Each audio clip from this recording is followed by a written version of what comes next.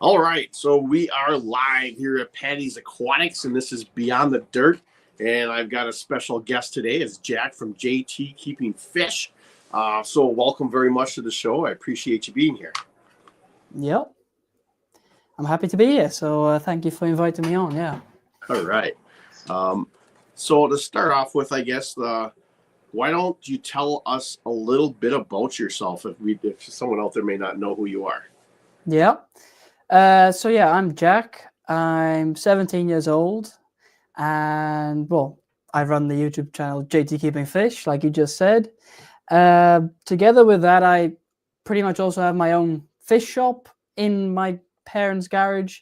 I mean, it's like a semi-fish shop, so not completely like a full-fledged shop, but getting there. So yeah, and then I breed different types of fish, but I also buy from wholesalers and then sell those fish. And yeah, that's pretty much what I do. It's basically just, like a hobby. Well, fish keeping is a hobby that I have, but it's grown into a business, which that's what it is now. And hopefully in the future, I'll just continue to grow it and keep doing what I do, really. Nice. So, yeah. So I guess I'll ask you this. I ask this of every guest I have on here. How did you first get into the hobby? Was there something driving force to it, or like how? Let's explain how that happened. So yeah, so pretty much when somebody asks me that, I'm always like, or they ask me like, how long have you been keeping fish? I generally say my whole life because, I'm only 17. I'm not that old yet, but I have pretty much.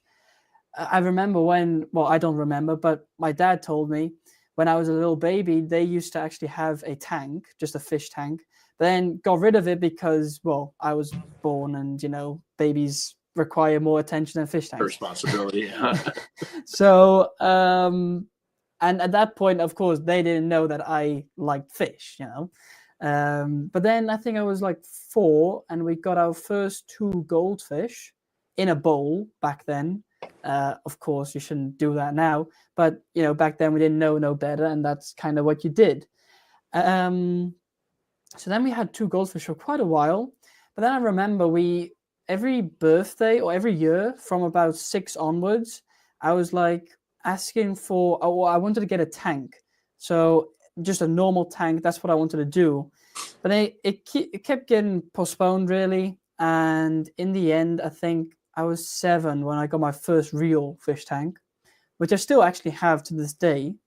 And yeah, so I got that then pretty much with your standard things. Now, one difference I think with beginner tanks here versus anywhere else in the world, really, and I've said this also before, is in the Netherlands, you pretty much start off with a fully fledged planted tank. That's what people do. So none of that fake artificial stuff. It's like real plants, real substrate, everything. And that's pretty much, so I think that's a big difference with like maybe in the US you'll have when a kid wants to set up a tank, the puke rainbow gravel and the little decorations and all that good stuff. So but what I did actually have, I did have some decoration. I did have some sponge, like the SpongeBob house and the little SpongeBob and Patrick and, well, I don't know. So I had those, but we did have live plants incorporated with it. And then I had that tank, I think, for a little while, and I had your standard fish in there, so neon tetras, guppies, a few cories, things like that. And then, of course, the guppies started breeding because that's what they do. So excited little me was like, oh, I got baby fish. You know what? I can sell these. Because if you don't know, I got basically in me is a bit of I'm like an entrepreneur by heart. Like my grandfather also has his own sheep farm, and I've always loved animals. So before fish, I still do have. I first had rabbits, then I got hamsters, then I had chickens, then I got birds, and then really focused on the fish after all of that. I'll get into that later on a bit more, but yeah, so I got that tank, and then because they were breeding, I was like, these babies I can sell. So that's what I started doing for like 50 cents. I sold some babies, very cheap. And I was like, you know what, I can make some money out of doing this. And this was back when I was like 7 or 8. So that was quite fun. And then I think I got my second tank I got for free because I was, I don't know how you call this in English, but we have like a local kiddies farm. So it's like a farm for kids to go to. And I was going there because I liked animals and I was good. Like I had a good relationship with the owners there. And one day they came, or I was there, and they said like, yeah, there was a person who dropped off a tank here. Do you want to have it for free? I was like, yeah, of course. So then it's not far away. But then I was on my bike and I was carrying this thing home on my bike. It was insane, really. And I came home and my parents were like, what is this? And I said, it's a tank. I got it for free. Why can't I have it? So that was the second tank I got, which I still have. It's actually just over there. How big of a tank was that, by the way, that you're hauling on a bike? What'd you say? How big of a tank was that, by the way, that you're hauling? Oh, so that's so it's a 30-liter, which is 2 gallons. That is 8 gallons. Okay. So, and like a cube, 8-gallon tank. So it's not massive, but still big for a small kid carrying. If you had a big one on your back, like I would do the same thing. I know. Yeah. So I got that then, and then I pretty much focused on breeding guppies mainly. Like I would use that as maybe the baby grow out tank for fry, then was selling those. I think then it came to a point, I mean, I probably was doing platies and mollies and things like that as well on the side. But then came a point where I wanted to get another tank. Oh no, it was, I kind of, so this is what you can do when you have siblings, right? You can sneak, so I've got a little brother, and I was like to my little brother, I was like, don't you want a fish tank? Like, you surely want a fish tank, right? You want a fish tank. So he was like, yeah, I'll have a fish tank. All right, go on then. With him in the back of my mind is like, he's going to quit after 2 weeks and then I can have the tank. So that's what I did. So then we got our third tank, which I still have here. It's my little desk tank, actually. So I still have that. And I think, I got that then. Then a few years later, I think I was about 11, 12. I tried it again with my brother, and he said, yeah, I'll do it again, and we'll do it proper. We'll get some proper tanks. So then we got both one each. So we had 2 tanks, one in his room, one in my room.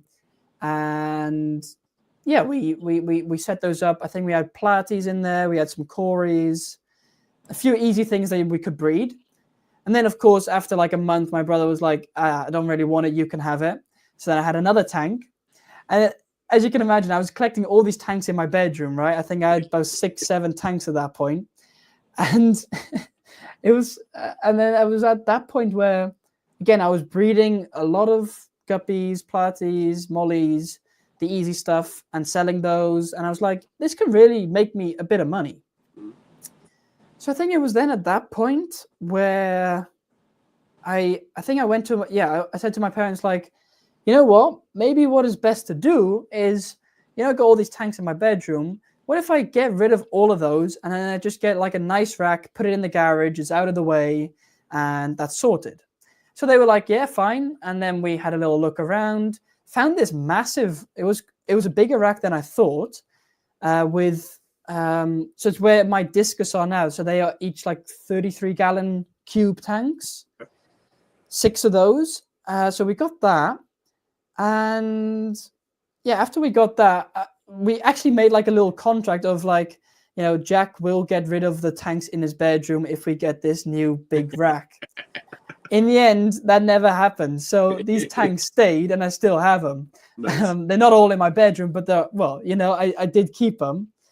So that was funny. So then I had like, I think in total maybe 10, 11, 12 tanks, something like that.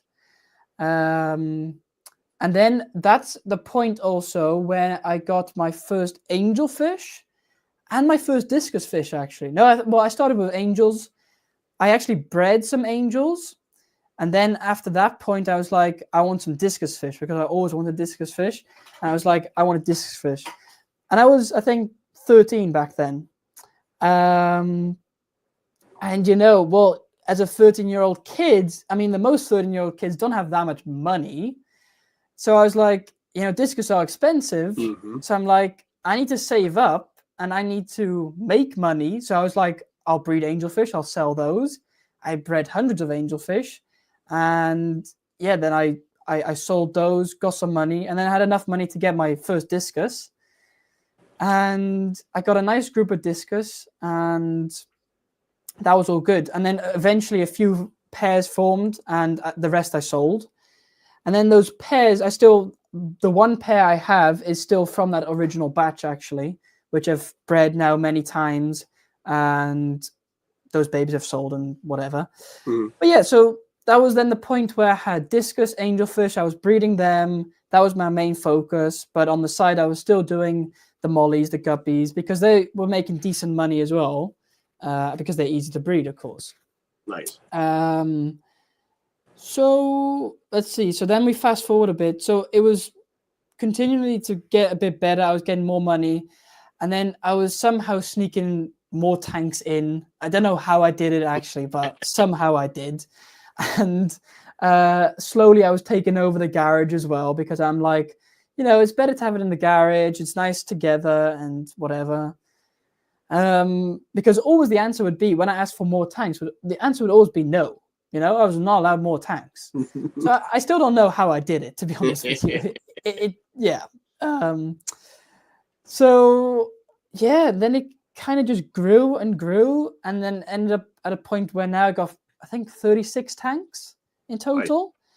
Right. And breeding, selling fish, all that good stuff, and that's pretty much it. I think that's the story in a nutshell, really. Mm. So nice. Yeah, I love your entrepreneurship. I mean, really, if I think about it, if you want to sell and breed fish and make a profit off of it, now I've never kept discus. I've never bred them, obviously. I know my wife's cousin did it for years, and I know there's a lot of money into it, but obviously you're going to have to stick money into it as well in order to get those fish and to keep them and raise them and have different tanks and so forth. But the amount of money you can make off of them seems pretty worth it to me. I mean, and like I mentioned, I watched you have a video that you just put out about keeping discus, which you can talk about here if you want to. I find discus to probably to be one of the most gorgeous freshwater fish around. So, I find them a really good selling point for fish to be able to breed. Now, like I mentioned, you just put that video out about discus. Do you want to talk a little bit about that as far as really, they're not really as maybe to keep as they want to be? Yeah. So basically, if people haven't seen the video yet, which I can imagine, I pretty much said in the video that discus are not as difficult as people think or say they are. Like, the thing is, of course, not as if you're a big beginner, then yeah, definitely don't get discus, because they are a bit on a different level. But if you've been keeping tanks and know how to keep tanks and look after fish for a while, then I would say they're not as difficult as people say they are. And that's for a number of reasons, which I did mention in the video as well. But I always say the most important things are a few things, really, is first get good quality discus. Like, I would say if you can, don't get discus from like a pet. I don't know even if PetSmarts sell discus. I'm not sure. I don't see them around my area anyway. Okay, but like any kind of store like that, wouldn't get them there, because usually they're already stunted. They're not taken care after very well, and like it's just better not to get them from there. But better off get them from like a real breeder who knows what he's doing. He'll also give you a bit of knowledge and a know-how of how to do things. And that's the most important thing, is getting the good quality discus and then making sure you feed them well, that they grow up to be the nice big discus that you want. because often what you see with discus is that they are stunted, a lot of them. Which, if people don't know what stunted is, it basically means the fish will not ever get bigger than it's gotten. Like, it'll still keep living, but it's not getting the maximum size that it could. Sure. Which is also an issue in angelfish sometimes as well. But, you know, with discus, you want them to be nice, big, fat, and healthy. And that's basically the main thing. Of course, you can go the route of buying adult discus and then you don't have that issue, but those are more expensive. So, you know, that's the thing.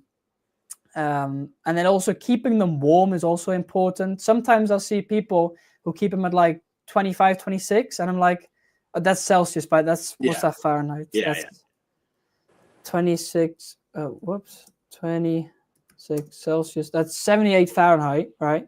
Yeah. And that's just too cold for them to like properly live. It should be in the 80s, right? Like mid-80s. Yeah, at least. Like, they'll survive, you know, but they won't thrive. That's always the difference I make. Is like, they'll survive but not thrive. So definitely get them up in a good temperature. And then what I always also say is, like, it's definitely not going to be for everyone, but a bare bottom tank will be best for discus, at least for the growing out stage. That's I've sworn by that for a while, and the reason is I have had a few issues sometimes where I wanted to try to grow out discus in a beautiful planted aquascape tank, whatever. First issue you run into is the temperature, because plants, you know, some plants will, you know, be fine in those higher temperatures, but many plants will just die and melt in higher temperatures. You know, you want to have that a bit cooler. So that's the first issue you're going to have. Second issue is the feeding. Is like, you know, you want to feed them a lot, but then how are you going to keep the tank real nice and clean if you got, like, you know, plants and everything, and the food, because they want frozen food mainly, it gets stuck and then it starts rotting, and it's just trouble, right? It's just issues upon issues. And so that's why I always say, is like, for growing out, at least, like, you're best off doing in a bare bottom tank. It's just the easiest, and they just do well with that. And then you can also do your water changes. Now, that's another thing, is people always say, like, oh, if you have discus, you have to do 100% water changes every other day, blah, blah, blah, blah. Now, that's just not true. Like, if you're just keeping discus, what I found is I do water changes once a week, they're fine. Now, when they're breeding, that's a different story, because you want to get good water, and sometimes you have to do a couple of water changes. But just for keeping them, once a week should be fine. Now, for babies and growing, you want to do them a bit more often, because you want them to grow well. And also what you often find is you'll have smaller and bigger discus, of course, and the bigger ones are going to grow faster.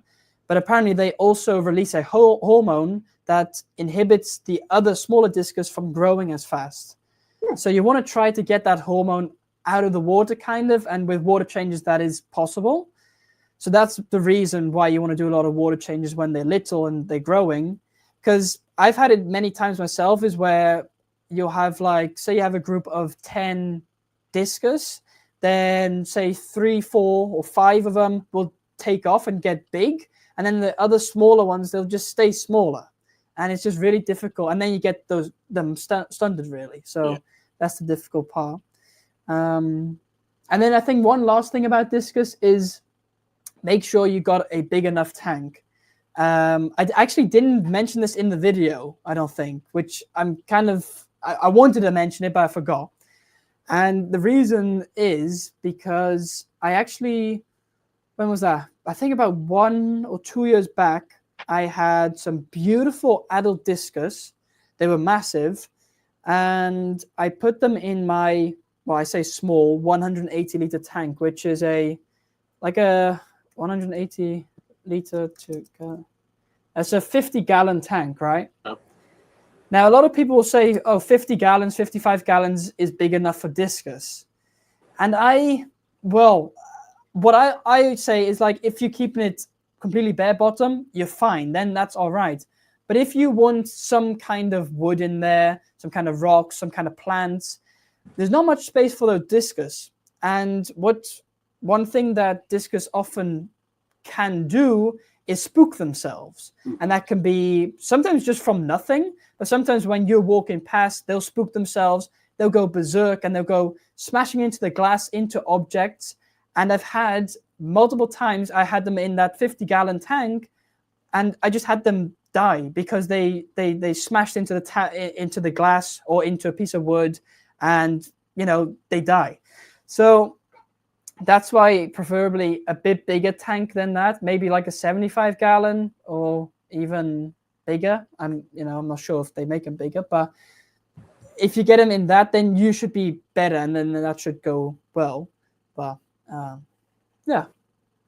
Are there ways to prevent them from getting spooked, like more like if you would put plants or stuff like that in their cover, or is that just the nature of that fish? Maybe so it's difficult because I've had it happen even in my breeding tanks, those Discus are, I say, well trained, or they know me. They are like pretty much hand tame. I can feed them from my hand. They know me, and they are like, sometimes it doesn't have to be, sometimes I'm in there with my hand and I like knock something which creates a vibration, and they feel that vibration and then they go mad. And then I do sometimes have that they'll go into the glass, but then I can kind of stop them so they don't go too mad. But it's a difficult one because they can get spooked by anything, really. And it's not like it happens every day or whatever. Sure. But just once in every once in a while, it can happen. And definitely if you've got a high traffic area where you have the tank and people walking by constantly, that can definitely spook them quite a bit sometimes, I would say. Yeah, I got some fish that get spooked pretty easily as well, but they're not obviously bigger fish like your Discus. Yeah. A few rice fish, there's some rare Matano ones. They are so skittish. When I first got them, all they would do is hide in the back of the plants. I actually was starting to get them trained a little bit as I would go. Like I would start to feed with like just throwing some food in there and stepping back and waiting for them to come up. Then after it got a little bit longer, then it would be like I'd keep the cover open and I'd start feeding, and then they'd start getting used to that, to the point where they finally were fine with me and they started coming up. But then I wound up moving tanks on them, and I started the whole process over again, and they got all skittish. So like right now, they're out. They're in a tank over here you can't see, but if I go close to the tank, they're like, "Oh crap, gone," and scatter. So I've started the whole process over again, which kind of sucks. But I get the whole part of that. My puffer, he's got a few scars on his belly. Now, I don't know if there's so much from getting spooked other than just being a butthead and darting around the tank once in a while. And I don't truly know what he could have got himself caught on to make those marks, because I've got like one little piece of wood in there, but it's not very big. And all I can think is maybe he hit the heater in the back. But yeah, unfortunately, that spookiness from some of those fish is just probably the fact that they're in an aquarium. They're not in their natural habitat out inside of a natural body of water. I guess probably more than anything. But yeah. One thing I did want to ask, obviously, like you said, you do have I wouldn't say a little, but you have your store within your garage there. Now you sell online, correct? And that I'm assuming that's probably really only in the Netherlands, I would guess. Yeah. So pretty much, so pretty much I just sell in the Netherlands, or that's where I ship to at least. So plants, products, and then so fish is a weird one, because technically, I'm still not 100% sure, but I've asked our national postal service a lot of times if you're allowed to ship fish, and then they come back with, you're not allowed to ship live animals, and I'm like, yeah, but fish are not really like a dog or a cat that I'm shipping, right? It's fish. So I still don't really know if it's allowed or not, but it's not common here to ship fish. So a lot of the times, like big stores, they'll have their own delivery service, or special people that do it.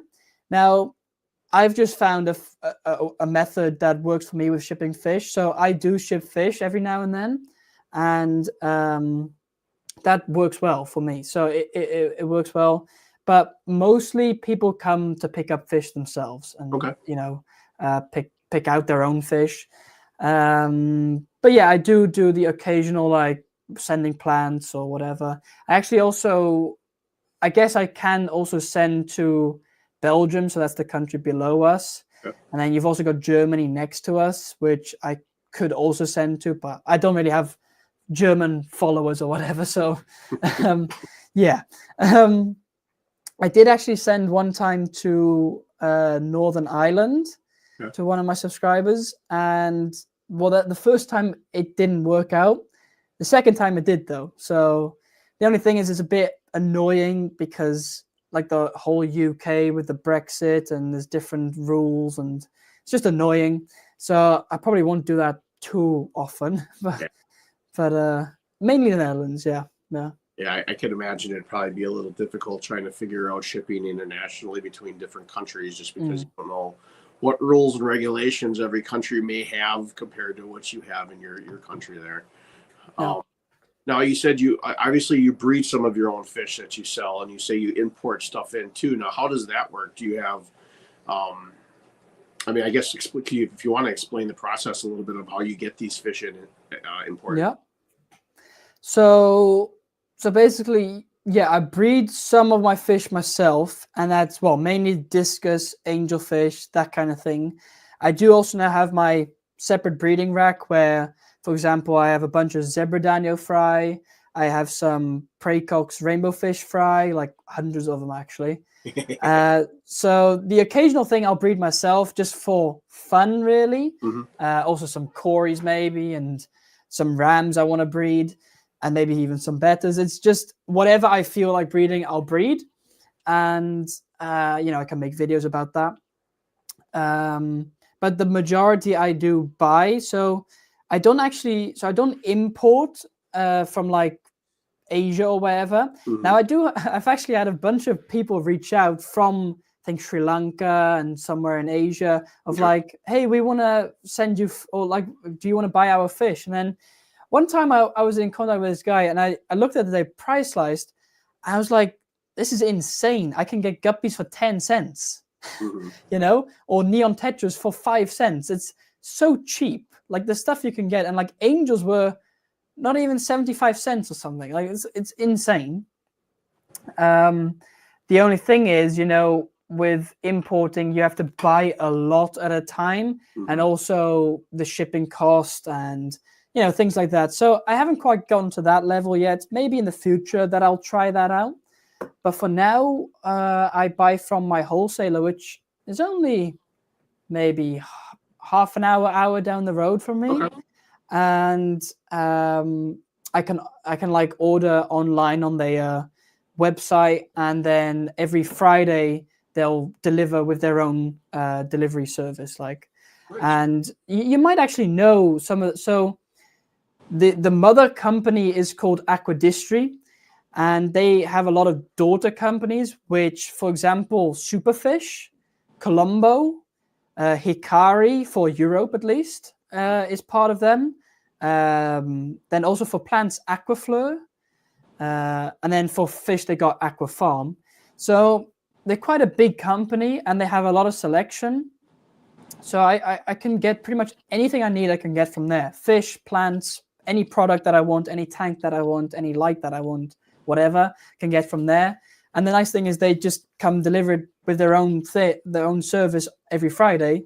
So that's I tend to do like two deliveries per month. That's kind of where we're at right now. So not every week, but yeah, once every 2 weeks. That's pretty much what we'll do it. So then I get those fish in, and I tend to do like a live stream every time I receive a shipment. I'll do a live stream so people can actually come along and see what I got, and people do enjoy it. So if you're into that type of thing, you can watch those. It's always on a Friday. But the thing is, for the US folks, it's always quite early for them. Maybe even the middle of the night. Like, so that's the only thing. We can always watch the replay. But. Oh yeah. Oh, it's a good way too for people locally that maybe want to buy fish from you that know what exactly. Now that kind of into my next question is really how do you determine what you want to bring in? do you get like people that maybe ask for certain things, or is it do you just go off of maybe what people have been buying all the time, or is it just maybe some fish that you want to try that you've never had before, maybe a combination of all of them? So, yeah, it's basically, so I started buying fish like from a wholesaler about 1.5 years ago, I want to say, or about, yeah, 1 and a bit months ago. So 1 year and a few months. And I pretty much started off with your standard things like neon tetras, some cories, some gouramis even, and just standard things that I would know that people do like, and, different types of tetras and things. And I pretty much did that, then would sell them and slowly expand my collection. And pretty much what I do, it's one of my favorite things to do, is go fish shopping online, because I got all the fish. I think they got about 400, 500 different species of fish at every time I want to order. That's how many they got available. Mm-hmm. So it's always fun to just go scroll through and see what I want. But it is quite difficult starting from scratch with what fish do I buy? What is going to sell well? I don't know. Yeah. So that's just taken some experimentation. And now I just try to have something that will suit everyone's needs, but all smaller fish. So not like mega monster fish, because I haven't really ever been into that myself. And also I don't think it would sell that well here, because they're not that popular here, to be honest with you, big monster fish. But yeah, so let's see. So I was just getting different things that I think would work well, and then going off by customers' feedback or I could see what is selling, Mm-hmm. But then what I also would do is, like, when customers want something specific, I'll be like, yeah, I can order that for you, and then they pick it up. But then sometimes it's like a fish that actually other people also want, so then I ordered for other people, and just do a bit of research in that way, I would say. And yeah, that's pretty much that, I think. Nice. I just want to say, though, to people in the chat, if you have questions for Jack, drop them in the chat. I'll keep an eye. I've been trying to keep an eye on the chat today compared to the last streams to see if there's anything out there. So make sure you put that in the chat. Then also the other question I got for you with your store part, since it is your parents' house in their garage, do they charge you? Do they take a cut of your profit? So okay, you want to use this, you got to pay out. I know what you mean. So as it stands now, I don't pay anything, but who knows? That might change in 2 weeks' time, because in 2 weeks' time I'll be 18. So who knows? It might change then. But as for now, not.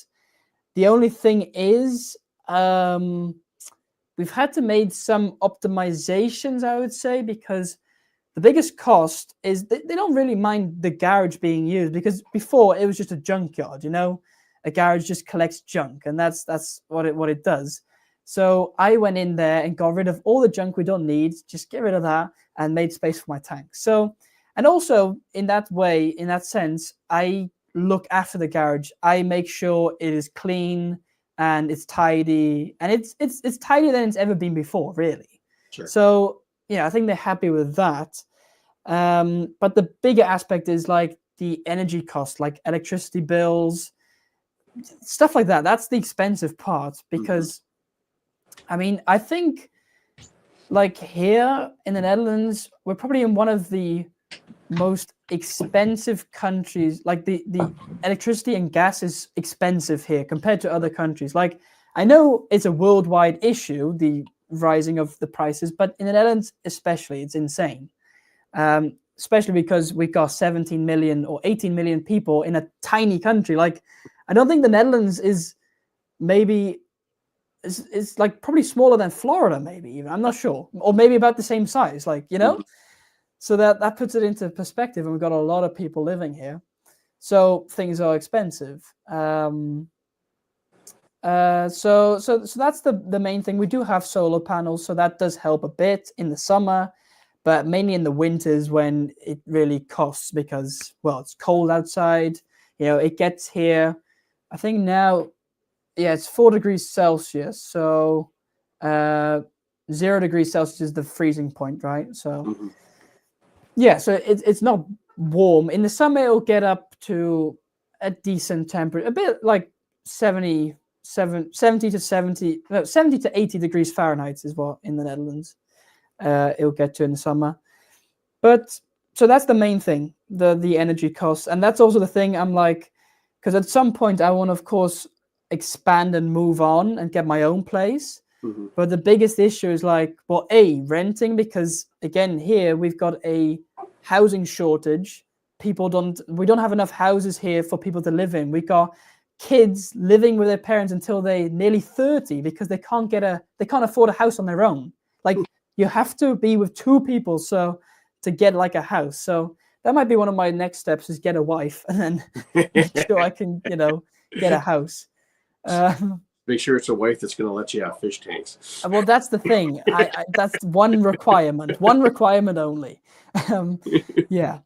So eventually, of course, I want to move on and get my own real shop. But it's just the rent is going to be quite a lot and just energy costs. So I first have to make enough money to cover those costs at least, and then see what I can do. Nice. Well, Jody P did comment. I just want to read this. I just want to commend you on your entrepreneurship, Jack. I think it's great to see young individuals with motivation needed to start a business. I agree with her wholeheartedly. I love to see people your age really into this and really to the point where you are. And it's great, in my opinion, for the future of this hobby to show that there are like-minded younger individuals that have the passion for this, the same as an old fart like myself. Yeah, well, thank you. I do appreciate that. And I mean, I think ultimately, I don't know, maybe the aquarium hobby, I wouldn't say it's dying as per se, because there is now a new trend of like bringing a piece of nature in your home, and almost anybody wants that, like whether it be just a simple scape without fish or whatever. But there is still in this hobby a lot of older people, the older generation, and not as many younger people as passionate as I am, I guess I would say. So yeah, it's definitely, and it's also funny when I have people come round. Well, nowadays I do pretty much put everywhere that I'm like a 17-year-old who started a fish business, blah, blah, blah. But before then, people were like expecting to see like a grown man of 40 or whatever, Yeah. And then I open the garage and I'm like, yeah, hey, it's me. And then they kind of shocked sometimes at like how young I am to be doing all of this. So yeah. Oh, that's good. Honestly, the hobby's been changing, in my opinion. I mean, maybe it's always been changing. It's always been evolving. Yes, there's like more of like the nature aspect into it, like what I kind of take. But I almost feel like what I like to do and try to do is you blend everything together. I love the aquarium hobby. I love the parts of it. I love to bring nature into my aquariums, and I like to try to blend that together. But there's so many hobbyists that are so different, and that's what I love about the hobby as well, because you're always going to find people that are on one side of the spectrum and others that are on the other. And as long as we're all like-minded, is in the fact that we love this hobby and our passion for it, that's what's important. In my opinion, that's what's going to continue it down the road for generations and generations. And by seeing what you're doing, that's just proof of it to me. Prodigal Aquarist asked, do you belong to a local fish club in the Netherlands, JT? No. And the reason is, well, to be honest, in the Netherlands, there's not as many. Well, there are a few fish clubs, but not as many as like the US has, I think. Because I think in the US there's quite a few and it's like more common. But here it's not that big of a thing. Rather, people will just find their own friends in the aquarium hobby. So, for example, I have a few people that actually, are customers of me, but I've got a bit of a closer relationship than a normal customer. And I'll go sometimes I got somebody across the road who was breeding some betters, and then, I buy them off, and just a bit more contact like that. So I would say each to like every person has like their own little group of people that they discuss things with and maybe swap some things and whatnot. But fish clubs, there's not many really. Now there is one big thing that you might have heard of as well is the vivarium, which is the biggest, I think the biggest aquatic event in Europe, which takes place in the Netherlands every year. And I went there was it a couple of months ago or whatever. And that's like where all hobbyists go to. And I think this year there were like 14,000 visitors, which is quite a lot for an event like that. It's like Aquashella, really. Sure. But then I would say maybe even on a bit of a higher level, because there's really a lot of companies there. There's a lot of things you can do. And now there's also, they doing the salt water as well. So they're doing both and a bit of reptiles, actually. And yeah, so I think it's definitely, the fish hobby is not dead here for sure. But there is a lot of, not as many younger people. But there again, I was kind of surprised at the vivarium this year that there were a lot of younger-ish people, like in their 20 to 30s, because I was expecting to see like a lot of old people, really, to be honest with you, but that wasn't really the case. And I think it's that element of the nature that brings people in. Sure. Yeah. So let me ask you this then. I know it would require a lot of work, but would you ever consider maybe trying to start like a local fish club with like-minded individuals and kind of spread the word of the hobby around a little bit more? Considering you are in a position with having a YouTube channel and a business like this, I mean, I get it. It's a lot of work. I thought about it myself in my local area, but it's just too much for me right now to be able to undertake. But I mean, it'd definitely be an interesting thing to possibly look into. Definitely that. I mean, that would be cool for sure. And I think I did meet somebody at Vivarium that did have a club in a town close to me. And they were actually asked, because I think they even knew about my channel, I think. And that's the first thing. That's so cool to see. When I did have a few people at the Vivarium come up to me and know me from the YouTube channel, it's like, that's one of the best things you can ever experience. It's like people recognize you from your videos. That's like, I can't describe that feeling, but that's so cool, But they were like wondering if I maybe wanted to do like a talk at one of their fish meetings or whatever. So I haven't done that yet, but maybe that's something I'll consider. I think setting up my own club, I probably could do it, but maybe a bit later down the road for me, because like I do still have a lot of things going on. I still have school. True. And sure, maybe, when I have like my shop running and that's going well, and, maybe like when I'm 25 or whatever, around that age, maybe then that could be something I could consider. Yeah. Are there other kids in your school that are interested in the hobby as well? No, not at all. So that's and that's why I say fish keeping is quite exotic under teenagers here, because I don't think in my whole school with 1,000 kids, I don't think one of them, okay, maybe a few have like a tank at home, but it's like a family tank.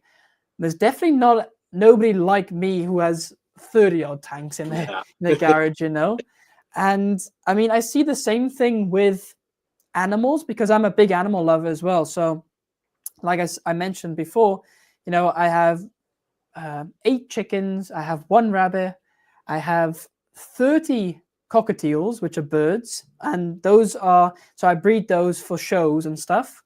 And then I got a 3-legged dog as well, of course. Nice. But again, nobody in my class or friends of mine have animals. Or well, they'll have like a dog, a dog or a cat, but not like a rabbit or a chicken or some chickens or a bird or nothing like that, and definitely not to the extreme that I have. So that's why that definitely, and the animal hobby, where whatever animal that may be, that's definitely dying among younger people. Like, for example, with the birds, I am in a bird club there, and I'm the youngest there because they're all 60 plus. Like, I'm not even kidding you. So that's the thing. Just with animals in general, and I guess fish are also animals. So Yeah. I seen NC made a comment here. I had him on a live stream a while back, and he's probably in a similar situation as you, where really he doesn't have any other friends with it that are into fish keeping and that breeding and keeping fish as well. I had kind of a similar conversation with him as well. Nice. The same aspect. Yeah. I was trying to think of ways to be able to try to promote the hobby more. I mean, I don't go to school anymore, obviously, because that's well beyond my thing. But if you think about it, if you see like fish tanks, I mean, I don't know about in the Netherlands, but like us, usually when we go to like clinics, like always in the pediatric kids part of it, they always got big saltwater or big tanks in there. And I always find that fascinating. It always makes me think, like, where could you promote by putting a fish tank potentially in a business or somewhere like that to kind of get the love of that out, just to get people to look at it, maybe get that idea. So I was thinking for you, like, what I mean, yeah, there's not a lot of interest, I guess, at school, but would there ever be a possibility to maybe set up like a small tank somewhere in the school as a display to maybe kind of get interest, kind of the juices going? Yeah. So what you're talking about, like here in like hospitals and stuff, they often have a tank in like the waiting room or whatever. So you do see that a bit here. I would say in our school we have actually, so in our biology classrooms we do actually, there are 2 fish tanks there. But they're just stocked with, I think, just all guppies, and there's not much attention there. It's like the tanks are a bit run down and they're taken care of, but not as good as to our standards. So I would say probably getting a tank, like a display tank in a school, is probably something. I don't know if they would do it or not, if they would want it. What I was thinking once is, I live close to a big mall, and malls are rare here. This is the biggest in the Netherlands. And I was thinking, like, this mall could use a massive fish tank, like just a big fish tank. And I was thinking, like, maybe I could do that for them. But then I was also like, do I have the skills to do a massive fish tank and get that built, It probably would cost thousands, and I probably would make quite a bit of money from that. Yeah. But because so I was thinking of that, but that was just stack that with a lot of plants, and you put some discus in there and stuff like that to really show just how beautiful those fish are. I mean, not only one could that trigger interest within the hobby, but your imprint and your name is going to be all over that, which in turn could help you with your business. Yeah, no, that's definitely true, and I think people would like it. It's just the case of, I mean, probably the mall would do it. They would do it and consider it, but it's just like, am I able to do that? Yeah, it's a big undertaking for sure. Yeah. Prodigal Aquarius said, we'll get back up to Jupiter One's comment, but joining a club is one of the best things I've ever done. I learned so much, and that's when I caught MTS, that multiple tank syndrome. What did Jupiter One say? Perhaps a club would help you in your shop owning dreams. It's a great way to meet and build connections and relationships. Very true. It's just I agree with every comment, but I can understand in your position right now, being where you are in your life. Like you said, you still have school, you still have what you're doing, undertaking with your own business right here. You don't want to probably add too much to your plate. You can only what you can add to your plate to be safe and comfortable with what you're doing. But those are all great ideas. Like I'm not a member of any club myself, I would love to. I don't have one in my town. There's one in Milwaukee and one in Green Bay. I live in, well, Wisconsin, the United States. They're about probably like an hour away from me, both directions, north or south. So technically, yes, I could drive down to one of them and be part of that. I would love to do that at some point, but that would take commitment for me to go down there. I think it's only once a month they have meetings, but I mean, the benefits of being able to connect with people, I think, would be very huge. And Yeah. just to be able to connect with like-minded individuals, you know? Yeah, and I guess, I mean, definitely I've got a lot of things going on. So, I mean, I work a lot, like during like the day. I always fill my days. I'm never bored. I always have something to do. That's one thing that and I guess that sense of like, that sense of community and belonging, I guess I find from my YouTube channel. And that's like the replacement for it, I guess, because, when I go live on a Thursday night, I have people in my chat and I'm talking with like-minded people, Sure. and that's what I enjoy doing. So I think, yeah, the sense of having a YouTube channel definitely just helps with that. And I feel like I don't need the fish club as much, even though I would like it, but not as much needed, really. Yeah, yeah. It's understandable. I find myself even enjoyable. I'll talk to people like I work with that might be in the aquariums, but they're not into the whole YouTube thing. And, I can explain who like Corey from Aquarium Co-op is or Father Fish, and they have no idea any of that. They just know about keeping their fish and what they like to do. Yep. And I love talking to them as well, just because, I feel like us that have YouTube channels or watch a lot of YouTube, obviously we're influenced or not influenced, but we see a lot of things compared to maybe the average person which is probably there's more people like that don't watch YouTube and keep fish than there are people like us that watch YouTube or make videos and do it. Yep. So it's fun hearing like their opinions and seeing where their mind is at when it comes to the hobby compared to us that maybe watch videos and, like I said, and see them and see different things. So yeah, I find that very entertaining as well. Definitely. I mean, I have a lot of customers that actually, well, some will, some customers actually find me through my YouTube, but then there's also a bunch of customers that just don't watch any kind of fish videos or YouTube or whatever. Mm-hmm. And it's like they just keep tanks. That's what they like doing. And that's it, Mm-hmm. They, it's... Well, and it's kind of interesting picking the brains of people like that as well, because like I said about the influence you might see like on YouTube and stuff about, well, you got to do things this way and do that way. These people don't watch that. So it's like, how are you doing it? How is this working for you? What is your opinion on this? They're unfiltered opinions. They're opinions that they've only had by their own experiences. And so there's a whole world of aquatics out there beyond YouTube, which is very cool to see.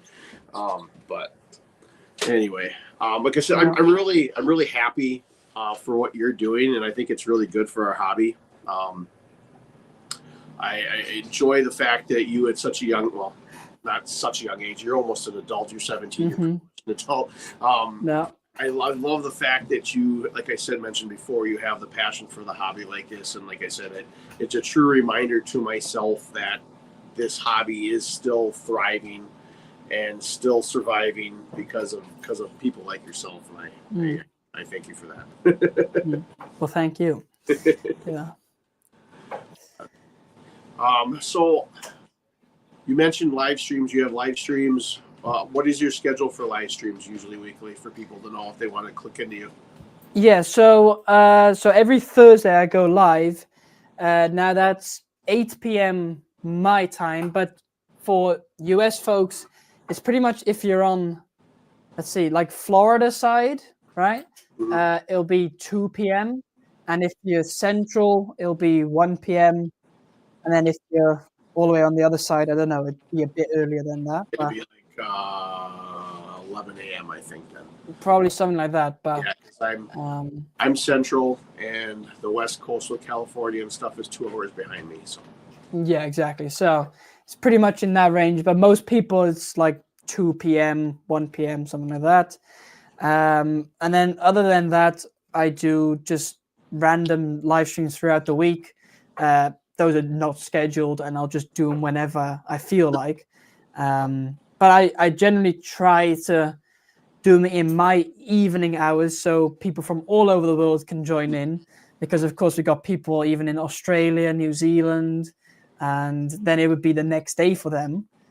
Whereas then in like, in Europe it'd be the evening, which works for a lot of people, and then in the US it's like the afternoon. So Yeah. That's probably the hardest part with live streaming is trying to accommodate as many people around the world as you can. Yeah. There is no way to accommodate everybody, unfortunately.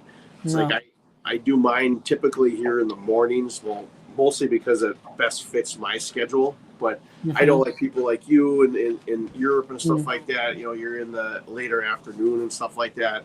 Yeah. I talked to Gil from Gil's Fish Room, and he's like, well, the morning ones don't really suit his Aussie's timeline, and I get that. So, it's the unfortunate part about live streaming, but it's fun to just try to connect with everybody. And you guys talking about it a little bit backstage about live streaming itself. I still feel uncomfortable at times. You've done a heck of a lot more live streams than I have.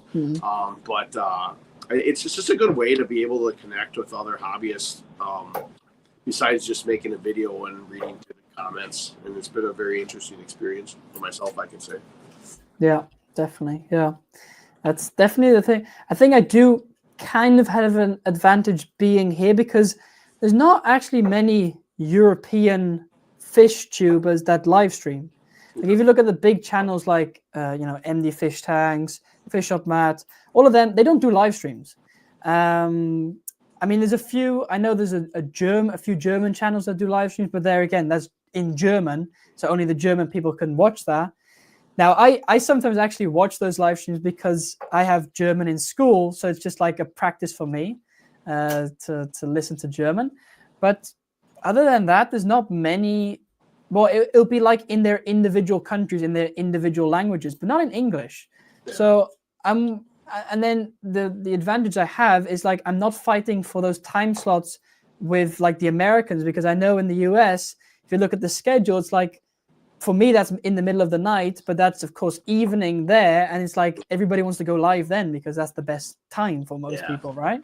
So I guess I don't have to really fight as much for that, but rather I'm fighting now for if people are awake or not. That's the other thing. Well, that's the fun. That's the thing too. There's always people awake, and no matter where you are in the United States or the world, I should say, for that matter. You're speaking about people with German YouTubers that speak German. I actually am subscribed to one channel from Germany. He subscribed to my channel a long time. I can't remember the name of his channel offhand. I try watching his videos sometimes, but I got to put on like the captions when they translate it to English. It's actually kind of interesting watching it sometimes, but it's hard for me. I've never been a good reading captions and following along type of guy, so it's hard for me. But I definitely try to watch some of his videos. Yeah, it's actually cool. Oh, I don't know. Oh, yeah, go ahead. What's actually cool now, so YouTube is coming with a new feature where it's auto-dubbing these videos. So, for example, this is a German channel called Liquid Nature, and they are translated. So he makes videos in German, but now there's an option on YouTube where you can say auto-dub into English, and it's the whole video and then dubbed in English. And it's really cool because I think it must be some kind of AI that's doing it. But I'm sure in the future, on YouTube, it's going to be more and more. And then you'll probably be able to watch any video from around the world, where it'd be in India or wherever in their language, but then auto-dubbed into English, which I think that's really interesting because it's interesting to see how different people in different countries do fish keeping in different ways. Like I would say the fish keeping in the Netherlands you can't really compare that, well, you can compare it to the US, but it's very different. Like I said, all people that have fish tanks here will have live plants, have a real substrate, all of that good stuff. Whereas I think still in the US, there's a lot of people who will have fake plants, maybe some decorations, things like that. So yeah, it's cool. Yeah, and I definitely think there could be a lot to learn from people from other countries that maybe don't speak the English language, that maybe we can we definitely could learn from if we could find a way to be able to understand what they're saying. Yeah. Like you said, Yeah. there's lots of ways to do things, and I think knowledge is power. That's a common saying you can hear, but I really truly believe that learning different things from different people, hey doggy, can be He just very came up, very yeah. powerful. So She always wants to say hi for like 1 minute and then she'll go. That's her leg on there, by the way. Nice. She doesn't have a leg there. What's the name? Coco. Yeah. I have a couple nephews that got a 3-legged dog. I can't. What do they call it? It was something with the tripod. They named her. I can't remember what it was anymore. Yeah. But anyway, we're right about that hour mark. Before I wrap things up, I just want to say that business-wise, I will not be doing a live stream next week. I have one set up from 2 weeks from today with Jeremy from Aquarium Maine.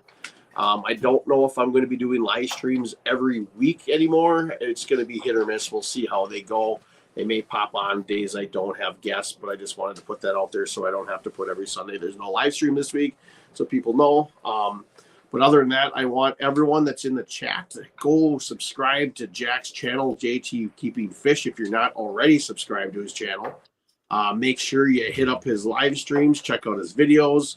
And if you're in the Netherlands, go see Jack and go buy some fish from him or some plants and keep his business going and help his entrepreneurship, and so he can become the big fish keeper and business owner, hopefully down the road. So thank you very much for coming on, man. I really appreciate it.